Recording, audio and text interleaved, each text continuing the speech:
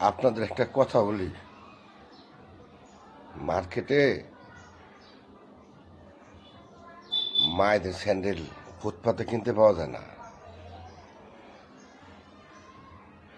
বাবাদের স্যান্ডেল ফুটপাতে অনেক পাওয়া যায়।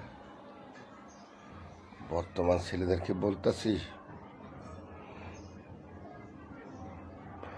বাবাদেরকে অসম্মান করো না।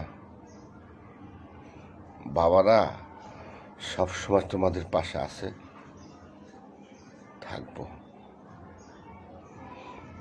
বাবা হারাই গেলে তখন বুঝবা বাবা কি জিনিস ছিল। বাবা মানে মাথার উপর একটা বট গাছ। আজ বাবা নাই,